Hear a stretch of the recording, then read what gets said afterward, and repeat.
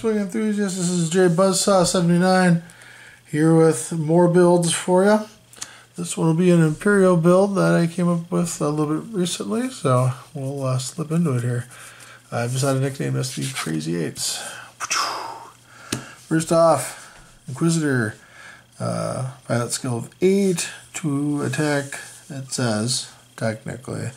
3 agility, 2 hull, 2 shield, focus, target lock, barrel roll, boost, elite slot with a missile for 25 points. I do this because we all know, or if you don't know, when attacking with your primary weapon at range 2 and 3, you're still treated as range 1, which means he basically has 3 attack for all real purposes here. Going with him adding in the title. The title goes and says that after you acquire a target lock, you may perform a free evade. And then finally, to go with that, I have added the push to the limit. So you can go ahead and get 2 actions. So that way you can go ahead and take the target lock, get the evade, push for a focus if you needed to, or to barrel roll in. Whatever you need. Now, I will be first to admit his dial is a little lackluster as far as green maneuvers go. It's not the worst thing I've ever had to work with, so I mean, you really you have to be aware, I guess I'll say, aware that if you do activate push the limit, that he needs to be flown not like super finesse based, but with the knowledge that there are only a few green maneuvers, so you just have to be aware of that. The final card to go on, this is, I guess, a standard readout, is just throwing the auto thrusters on there to give him a little more survivability, since you, again, want to keep him at that range 3 as much as you possible. So, next one going in here is not Darth Vader, but yeah, Juno. She's an 8 too.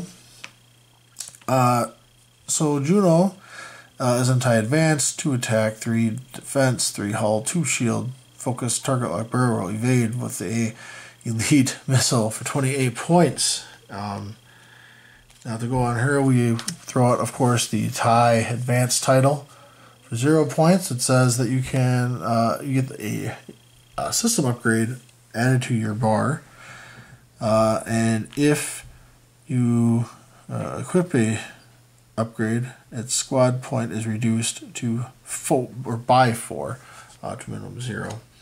And just because I'm struggling for points a little bit here, the whole build is 100 points, but so I decided to add the advanced sensors, which immediately before you reveal your maneuver dial, you may perform a free action, and then double that up with the push limit again. Now, just like with Inquisitor, her dial is also lackluster as far as green maneuvers go. However, unlike him, she has this nifty pilot talent saying that when you reveal your maneuver, you may increase or decrease its speed by 1.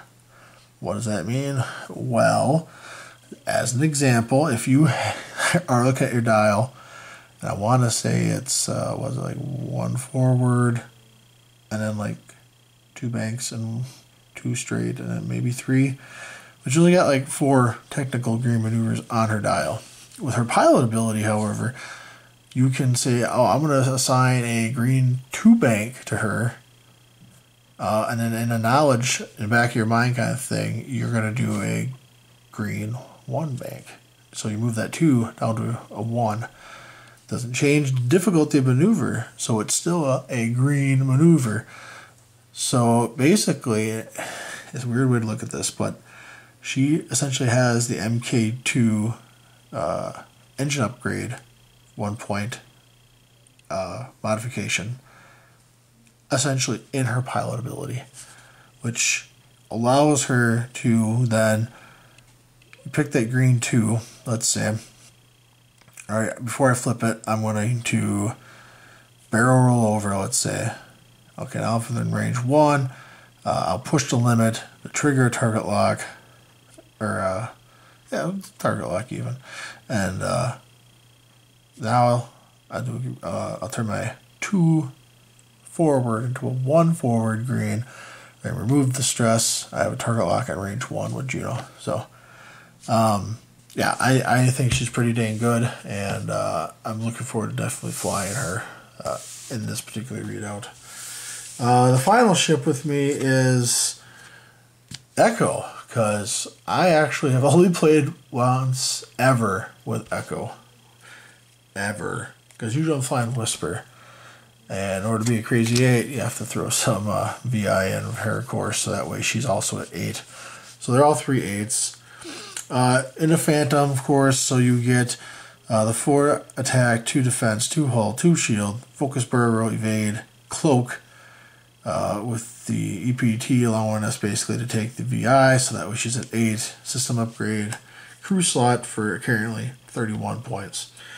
To go with that, I don't go home without my advanced cloak. I fly Whisper usually with this kind of a readout for Whisper, so that she's at 9 and an advanced cloak. So that way she can shoot hopefully before Dengar if you get initiative, and opposing Vader, things like that. So she doesn't care necessarily how things work out. And then I have signed a fire control to Echo, of course. Again, this is more of a standard thing. And finally, for a crew slot, this is a little bit unusual for me. I usually like to run Recon Specialist, but again, strapped for points, trying something slightly different, I decided to go with the Intel Agent. So at the start of activation, I choose an enemy ship at range 1 or 2, and I look at the chosen maneuver for that ship.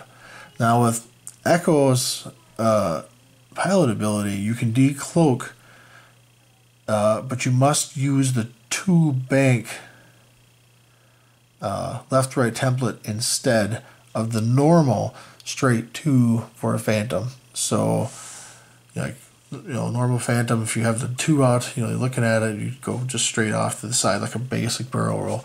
But she can come this way, she can come like this, she can go up like that, and then same thing off the side, she can swing out, swing back, get weird angles. When you go forward, so just going straight forward like a boost or something, she's gonna come or like that, or like like this. So I mean, there's where you'd say, gosh, there's only 3 places she could possibly be if you're looking at a Phantom now. Echo has some weird angles she can get into to get firing arcs that are not normal between her and Juno and Inquisitor. I feel like there's just, they're all 8s, but there's some weird things that can happen here. Like on their own, even they're like this, almost like a second tier run. Not Inquisitor really, but definitely Juno and Echo, because most people would rather run Vader and Whisper, I think. And them 2 dropping down to basically show what they can do, and then adding in Inquisitor to this mix. I think this will be a really fun, nice little, interesting build. I haven't flown it yet. I plan on flying it this weekend. So I'll have to perhaps put some comments up as to what I flew against and how it does. So yeah. So let me know what you think. Thumbs up if you liked it. Thumbs down if you did not. Comments are always welcome. Please feel free to leave those in there. And as always, if you like this even slightly, I would very much appreciate any subscriptions that you might be willing to toss my way. Alright, well, this is, again, J Buzzsaw 79 saying thanks for watching, and I appreciate it, and see you all later.